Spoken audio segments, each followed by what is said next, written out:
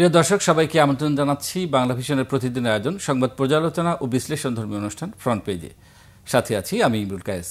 আজ আমাদের সাথে আলোচনার জন্য রয়েছেন সিনিয়র সাংবাদিক জনাব খায়রুল আনোয়ার। খায়রুল আনোয়ার, আপনাকে স্বাগত জানাচ্ছি। প্রিয় দর্শক, আমরা আলোচনা শুরুর আগে চলুন দেখে আসি আজকে প্রকাশিত সংবাদপত্রের প্রধান প্রধান শিরোনামগুলো। আমি প্রথমেই জানাচ্ছি দৈনিক ইত্তেফাকের শিরোনাম, খালেদা জিয়াকে লন্ডন পাঠানো হচ্ছে, পরিবর্তন হয়নি শারীরিক অবস্থার, সারা দেশে দোয়া প্রার্থনা আজ। শাশুড়িকে লন্ডনে নিতে আজ আসছেন ডাক্তার জুবাইদুর রহমান। আগামী নির্বাচনে এমন বিল্ডিং কোড করতে হবে যা বড় ঝাঁকুনিতেও নড়বে না, ডক্টর ইউনূস তিনি বলেছেন। আরেকটি শিরোনাম, রবিবার ইসির সভায় চূড়ান্ত হবে নির্বাচনের তারিখ, তফসিল ঘোষণার জন্য প্রস্তুত নির্বাচন কমিশন, বুধবার রাষ্ট্রপতির সঙ্গে সাক্ষাৎ করবে নির্বাচন কমিশন। প্রথম আলোর সংবাদ শিরোনাম, খালেদা জিয়াকে লন্ডনে নিতে বিলম্ব হতে পারে, চিকিৎসা পরিস্থিতি। প্রথমে ঘোষণা ছিল আজ ভোরে লন্ডন উদ্দেশ্যে যাত্রা করবে এয়ার অ্যাম্বুলেন্স, তবে এটি দুপুরের পরও হতে পারে।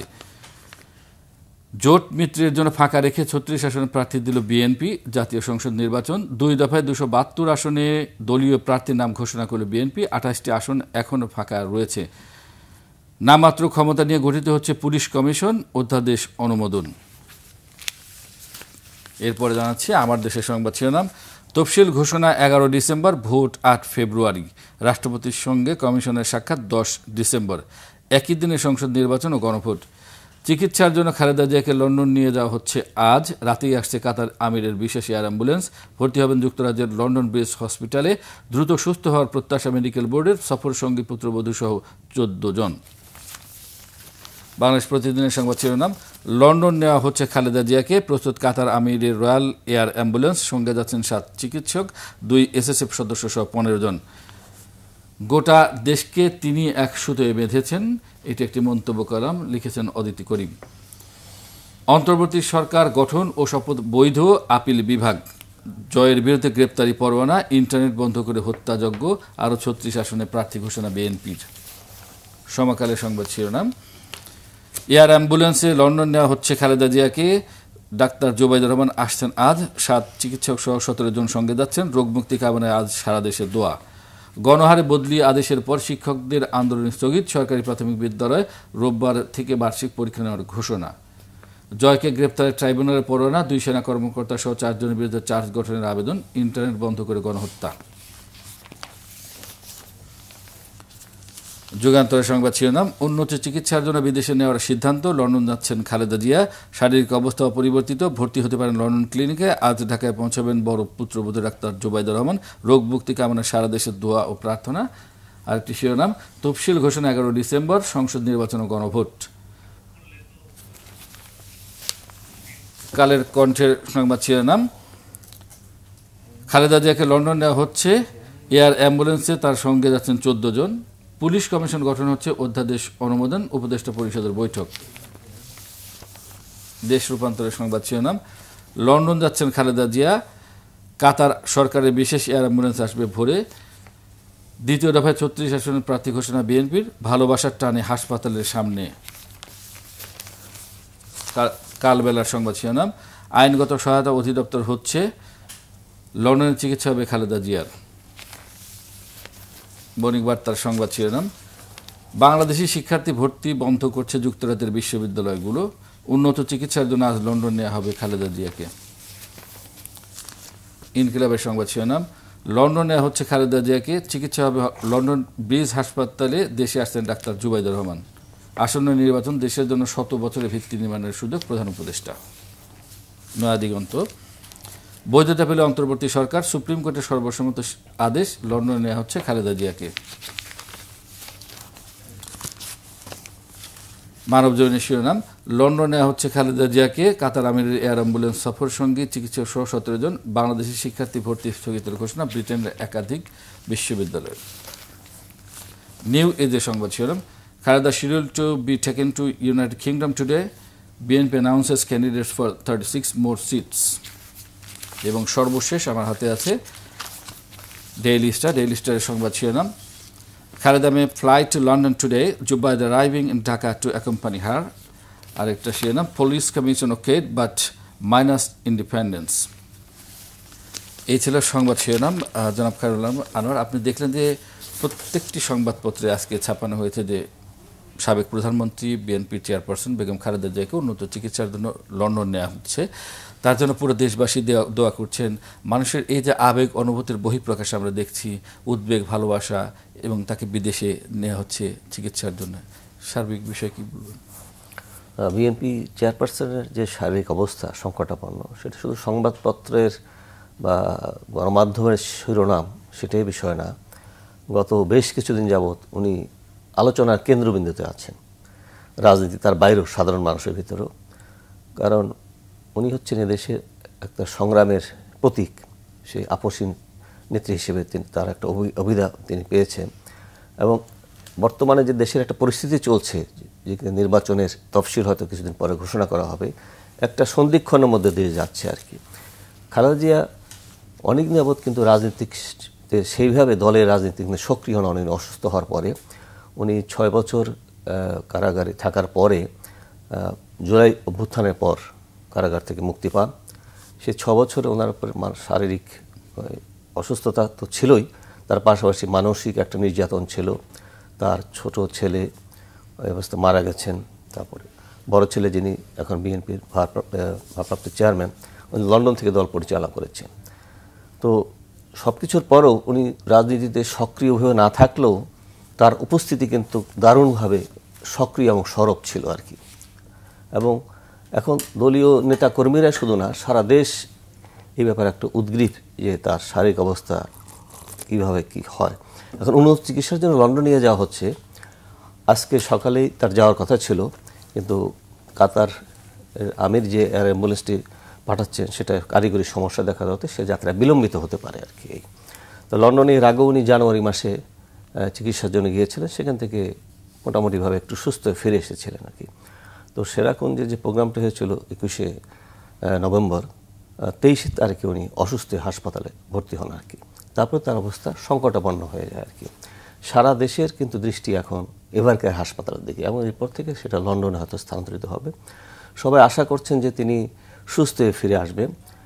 তিনি সক্রিয় না থাকলেও দলের ভিতরে তার উপস্থিতিটা তার দলের জন্য খুবই গুরুত্বপূর্ণ বিষয় আর কি। কারণ তিনি একটা নাম না শুধু, তিনি একটা রাজনীতিতে একটা অবশ্যরণীয় অবস্থান তিনি তৈরি করেছেন আর কি। তো সেই হিসেবে তার প্রত্যাবর্তন, সুস্থতা, এটা কিন্তু সব মানুষই চায়। যার জন্য দেখবেন যে সবাই দোয়া করছে, দলের বাইরেও সাধারণ মানুষও কিন্তু এই ব্যাপারে কনসার্ন, তারা দোয়া করছেন, হাসপাতালে ভিড় করছেন। সারা দেশের দৃষ্টি কিন্তু এভারকেয়ার হাসপাতালের দিকে। আজকে হয়তো ঘোষণা করা হয়েছে জুমার নামাজের পরে বিভিন্ন মসজিদে দোয়া মাহফিল হবে।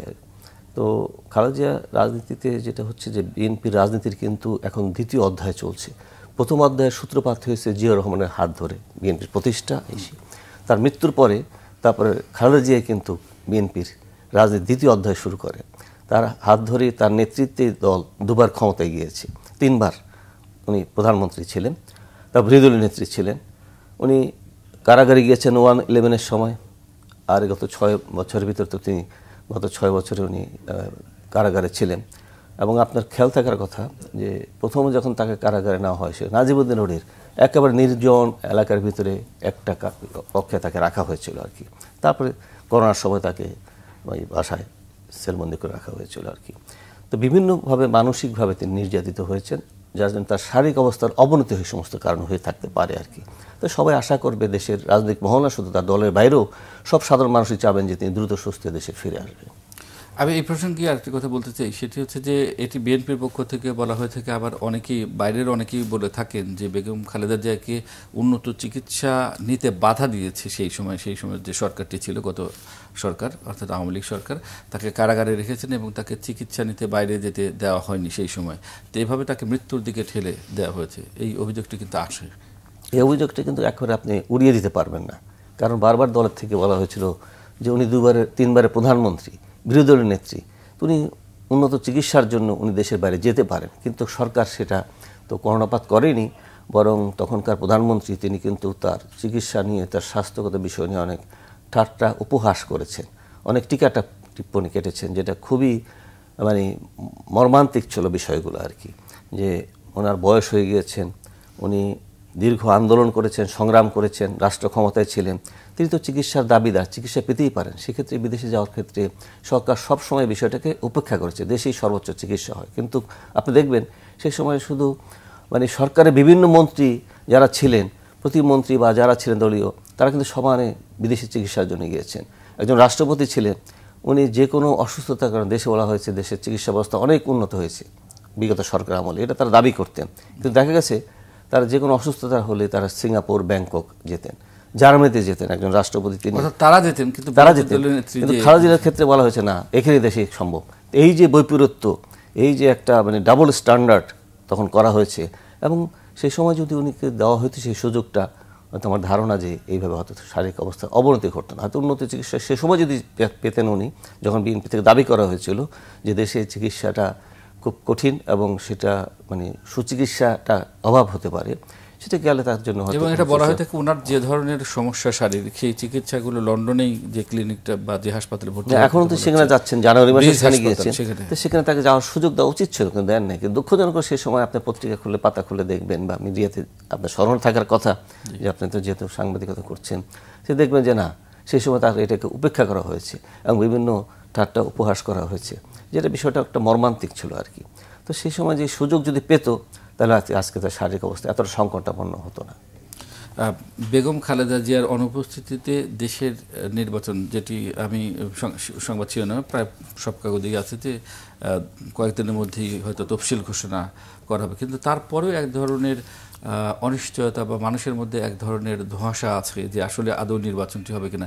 এরই মধ্যে আমরা দেখছি যে সবচাইতে বড় যে দলটি এখন রয়েছে, সেই দলের চেয়ারপারসন তিনি অসুস্থ এবং অনেক সংকটাপন্ন, তাকে দেশের বাইরে নেওয়া হচ্ছে। তো এই ক্ষেত্রে কোনো ধরনের অনিশ্চয়তা বা সংকট বা রাজনৈতিক এক ধরনের বা কি বলবো শূন্যতা তৈরি করতে পারে কিনা, বা নির্বাচন কেন্দ্রিক আসলে এখনই বলা যাবে না তফসিল ঘোষণার পর পরিস্থিতি কি দাঁড়ায়। কারণ আপনি দেখবেন যে বিএনপি ৩রা নভেম্বর ২৩৬ আসন প্রার্থীর মনোনয়ন ঘোষণা করেছিল, গতকাল তারা আরও ৩৬টি অর্থাৎ ২৭২ আসনে তারা প্রার্থী ঘোষণা করেছে। তারা নির্বাচনের কাজ কিন্তু এগিয়ে নিচ্ছে এবং নির্বাচন কমিশন রাষ্ট্রপতির সাথে সাক্ষাতের সময় চেয়েছে। রাষ্ট্রপতির সাথে সাক্ষাতের পরেই তারা হয়তো নির্বাচন তফসিল ঘোষণা করবে। প্রধান উপদেষ্টা সরকারের অবস্থান নিয়ে নির্বাচনের কেন্দ্র করে কিন্তু এক ধরনের অনিশ্চয়তা ছিল, বিভিন্ন রকম কথা শোনা যাচ্ছে, সরকার ক্ষমতা দীর্ঘায়িত করতে চায়, ক্ষমতায় থাকতে চায় এবং সেখানে ডিপ স্টেট সক্রিয় আছে। কিন্তু আমার ধারণা যে প্রধান উপদেষ্টা আর নিজে সম্ভবত আর মানে ক্ষমতায় থাকতে চাচ্ছেন না, তিনি হয়তো নির্বাচনটা চাচ্ছেন।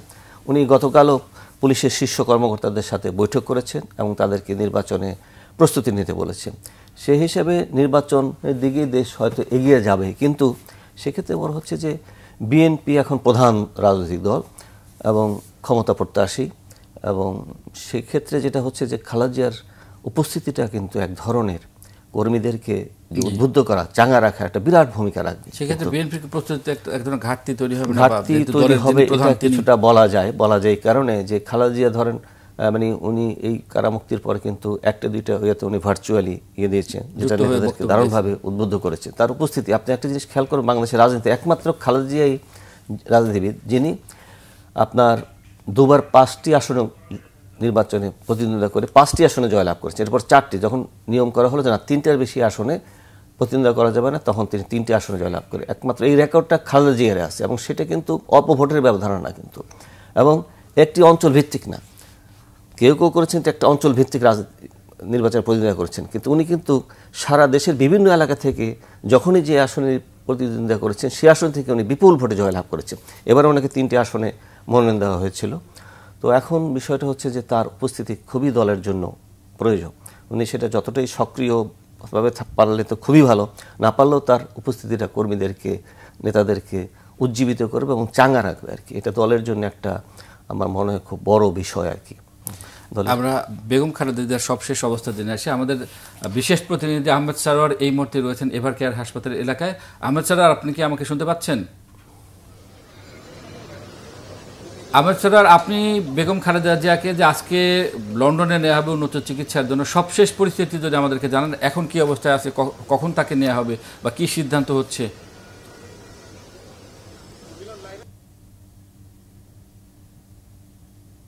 আসলে খালেদা জিয়াকে লন্ডন নিয়ে যাবে, তার বাহন হচ্ছে কাতার এয়ার অ্যাম্বুলেন্স, যেটা রাজকীয় বিমান বহরে আছে, সেটি এখন পর্যন্ত কনফার্ম হয়নি যে কখন আসছে। তো আগে তো সেটি আসবে, তারপর হচ্ছে খালেদা জিয়াকে নিয়ে যাওয়া। তো আমরা যেটা জানতে পেরেছি যে এই আশাটা দেরি হচ্ছে ডাক্তার জোবায়দা রহমানের বাংলাদেশে আসার জন্য। উনি দেশে আসার পরে উনি আবার ডাক্তারদের সাথে কথা বলবেন, ডাক্তারের সাথে বোর্ড মিটিং করবেন। কারণ গতকালকে খালেদা জিয়ার যে অবস্থা ছিল, আজকে সে অবস্থা কতটা উন্নত হয়েছে অথবা কতটা অবনতি হয়েছে, এই বিষয়টা কনফার্ম হওয়ার পরেই আসলে খালেদা জিয়াকে বিদেশে নিয়ে যাওয়ার সিদ্ধান্ত হবে। তো যদিও বিএনপির পক্ষ থেকে বলা হচ্ছে যে কারিগরি ত্রুটির কারণে এয়ার অ্যাম্বুলেন্স আসা দেরি হচ্ছে। এখন এইটা কতক্ষণ লাগে সেইটা আসলে বিএনপির পক্ষ থেকে না জানানো পর্যন্ত আমরা আসলে বলতে পারছি না সঠিকভাবে যে এইটা কতক্ষণ লাগবে।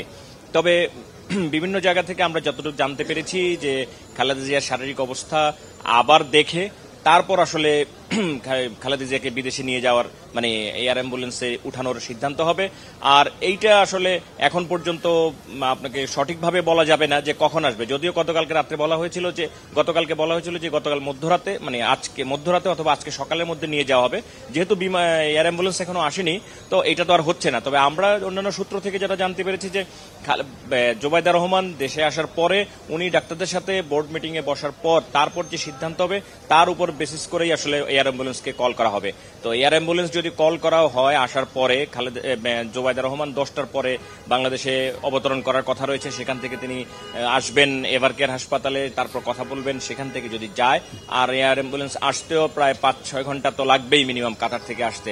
তারপরে আসলে খালেদা জিয়াকে নিয়ে যাওয়া কিভাবে নেওয়া হবে না হবে। আহমেদ স্যার ধন্যবাদ, আপনাকে ধন্যবাদ। আমরা সব শেষ অবস্থা জানছিলাম যে বেগম খালেদা জিয়াকে আমরা প্রথমে বলেছিলাম যে সকালবেলা তাকে আজকে ভোরের দিকে তাকে নেওয়া হবে, কিন্তু এখন আমরা জানতে পারছি যে ডাক্তার জোবায়দা রহমান তার পুত্রবধূ অর্থাৎ তারেক রহমানের ভারপ্রাপ্ত চেয়ারম্যান তারেক রহমানের স্ত্রী, তিনি আসবেন, তারপর বোর্ড মিটিং করবেন এবং তারপরে তাকে নেওয়া হবে এয়ার অ্যাম্বুলেন্সে যুক্তরাজ্যের উদ্দেশ্যে। এখানে দুটি বিষয় আছে, একটি হচ্ছে যে জোবায়দা রহমান আসা এবং বোর্ড মিটিং করা ডাক্তারদের সাথে একটি বিষয় আছে, আর যে এয়ার অ্যাম্বুলেন্স আমরা রাতে যে খবর দেখেছি যে কারিগরি সমস্যার কারণে সেটা আসতে বিলম্ব হতে পারে আর কি।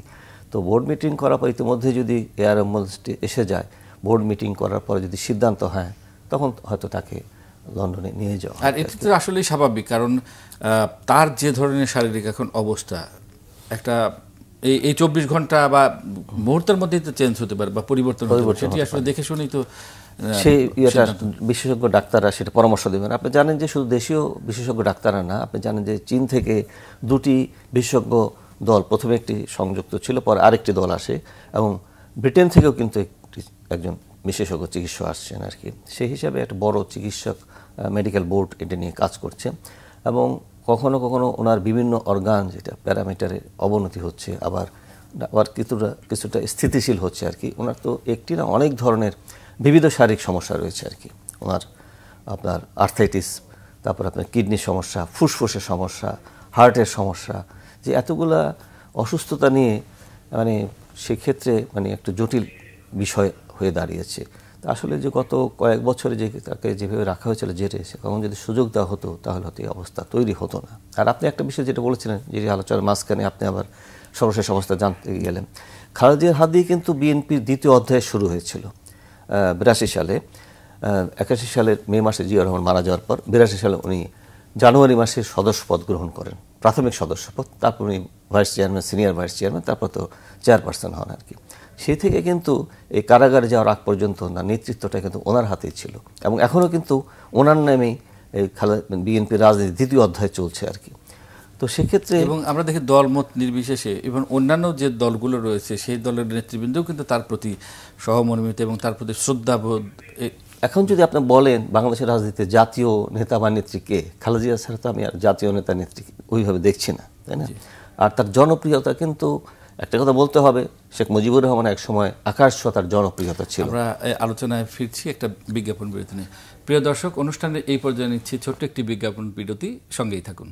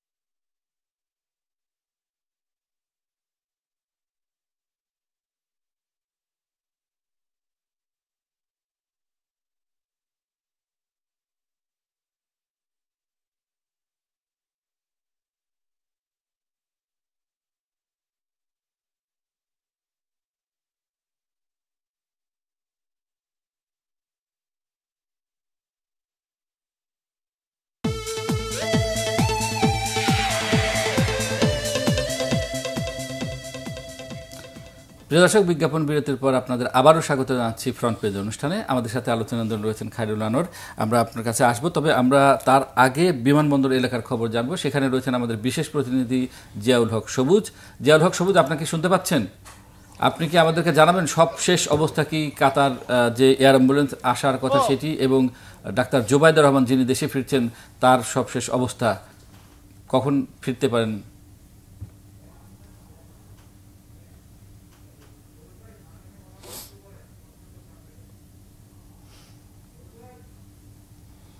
জিয়াউল হক সবুজ,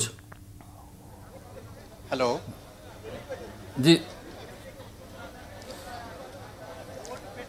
হ্যাঁ কায়েস, আমরা এখন শাহজালাল আন্তর্জাতিক বিমানবন্দরের যেই ভিআইপি টার্মিনাল রয়েছে সেখানে অবস্থান করছি। আপনাকে জানিয়ে রাখি যে এই বিমানবন্দরের এই অংশটি দিয়েই বিএনপির ভারপ্রাপ্ত চেয়ারম্যান তারেক রহমানের স্ত্রী ডাক্তার জোবাইদা রহমান বের হবেন বলে আমরা জানতে পেরেছি। তবে তার যে ফ্লাইটটি নির্ধারিত ছিল সেই ফ্লাইটটি 9:35-এ বাংলাদেশে অর্থাৎ শাহজালাল আন্তর্জাতিক বিমানবন্দরে ল্যান্ড করার কথা ছিল।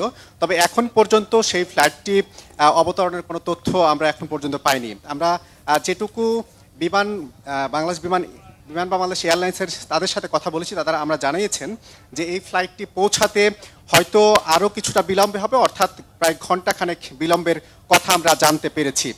আর এখানে এই বিমানবন্দরের ভিআইপি টার্মিনালে তাকে নেয়ার জন্য তার গাড়ি প্রস্তুত রয়েছে, এবং বিএনপির মিডিয়া সেলের যেই সদস্য আতিকুর রহমান রুমন তিনি আমাদেরকে জানিয়েছেন তারা তাকে এখান থেকে রিসিভ করে নিয়ে যাবেন সরাসরি এভার কেয়ারে, এবং সেখানে গেলেই আসলে সুনির্দিষ্ট তথ্যটি পাওয়া যাবে যে এয়ার অ্যাম্বুলেন্সটি আসলে কখন আসছে।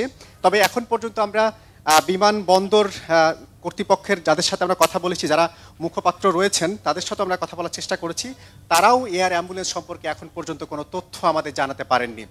অর্থাৎ এটি বলাই যায় যে আসলে এয়ার অ্যাম্বুলেন্সটি ঠিক কখন নাগাদ এখানে পৌঁছাবে সে ব্যাপারে আমাদের কাছে সুনির্দিষ্ট তথ্য নেই। সে কারণে এটা অনেকে ধারণা করছেন বেগম খালেদা জিয়ার চিকিৎসার জন্য যে লন্ডনে যাওয়ার কথা সেটি হয়তো বিলম্ব হচ্ছে, এবং সেই বিলম্বিত সময়টা আসলে কত ঘন্টার এবং কত ঘন্টা অপেক্ষা করতে হবে সেটি সুনির্দিষ্ট করে কেউ বলতে পারছে না। কায়েস, ধন্যবাদ জিয়াউল হক সবুজ আপনাকে সবশেষ অবস্থা জানার জন্য।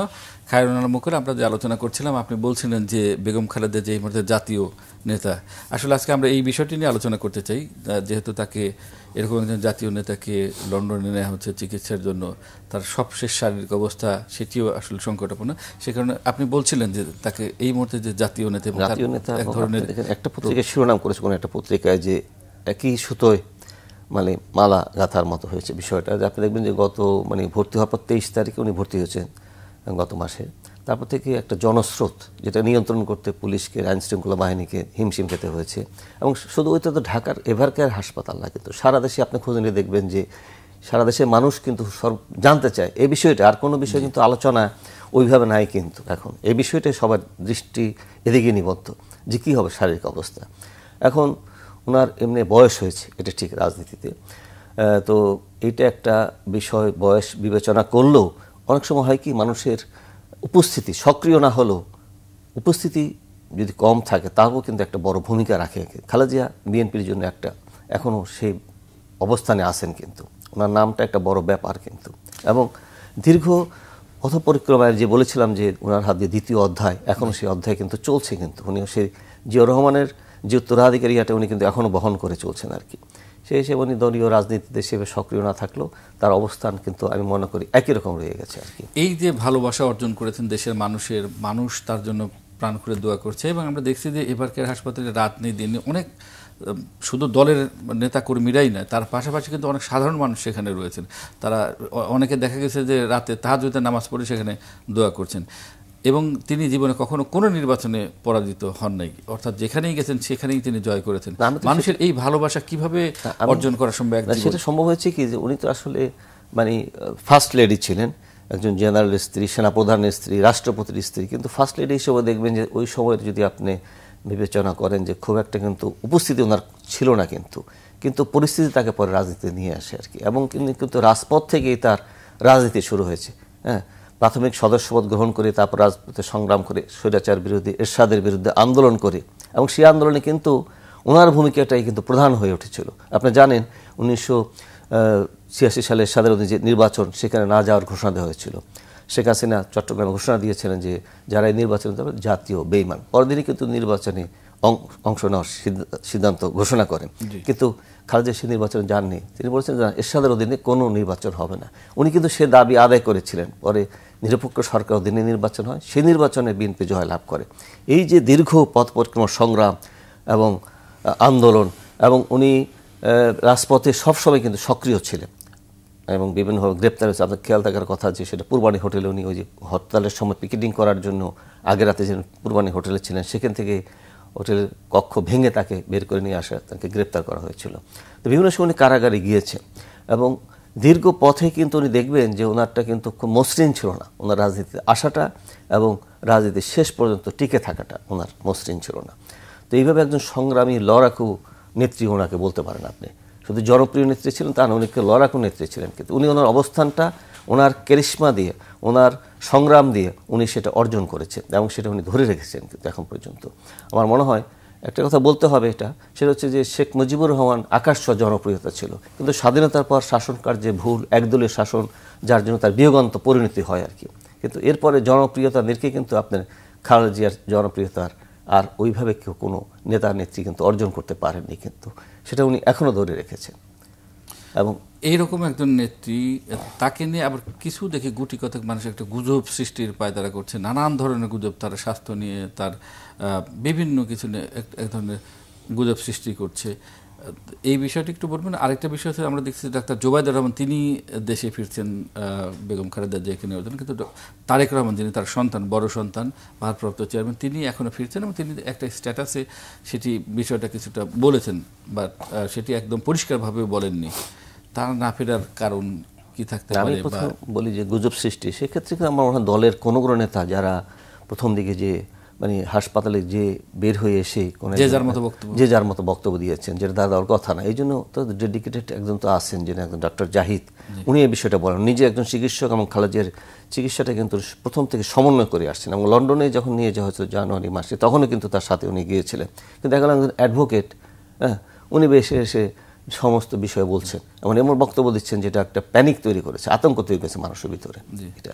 আর জুবাইদুর রহমান আসছেন নিয়ে যাওয়ার জন্য, আর তারেক রহমান নিজেই তার অবস্থানটা বলেছেন। এখন সব বিষয়ে কি যে আমরা তো আমাদের অবস্থান থেকে রাজনৈতিকভাবে বিভিন্ন রকম বক্তব্য দেওয়া হয়, এখন ওনার অবস্থানটা উনি বুঝবেন। ওনার নিরাপত্তার একটা বিষয় তো অবশ্যই আছে। এখন প্রশ্ন উঠতে পারে, তো নিরাপত্তা বিবেচনা করে কি উনি দেশে আসবেন না?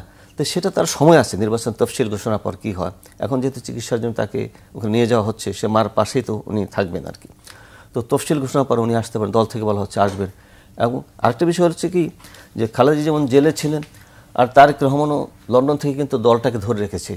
এত অত্যাচার, নির্যাতন, হামলার পরেও কিন্তু এই দলকে তো ভাঙতে পারেনি। কিন্তু লন্ডন থেকে কিন্তু উনি একটা পরিপক্কতার সাথে এবং সুন্দরভাবে দলকে পরিচালনা করেছেন এখন পর্যন্ত।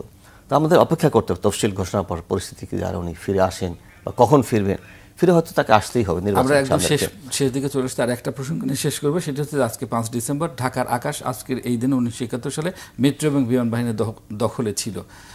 আজকের এই দিনে অর্থাৎ ঢাকার আকাশ পথ তারা দখল করে ফেলেছিল এই দিন মেট্রো বাহিনী। হ্যাঁ, না এখন তো এটা আমাদের বিজয়ের মাস, আর কয়েকদিন পরে আমাদের সেই 16ই ডিসেম্বর সে কাঙ্ক্ষিত স্বাধীনতা বিজয় আমরা অর্জন করেছিলাম। তো এই দিনটাকে তো অবশ্যই আমাদেরকে স্মরণ করতে হবে। কারণ স্বাধীনতা তো আমাদের একটা কাঙ্ক্ষিত বিষয় ছিল, সেজন্য আমাদের এখানে লক্ষ লক্ষ প্রাণ গেছে এবং তার বিনিময়ে আমরা স্বাধীনতা পেয়েছি। তো এইভাবে আমার ধারাবাহিকভাবে, এটা তো একদিনে হয় নাই, সেই মার্চ থেকে শুরু করে 16 ডিসেম্বর পর্যন্ত পথ প্রতিক্রমা এক একদিন এক একটা ঘটনা ঘটেছে। কোনো রণাঙ্গন মুক্ত হয়েছে, আবার কোনো রণাঙ্গনে যুদ্ধ হয়েছে। খায়রুল আনোয়ার, চমৎকার আলোচনার জন্য। প্রিয় দর্শক, দেখতে দেখতে আমরা অনুষ্ঠানের একদম শেষ প্রান্তে চলে এসেছি। আজ এখানেই শেষ করতে হচ্ছে। সবাই ভালো থাকুন, সুস্থ থাকুন, আল্লাহ হাফেজ।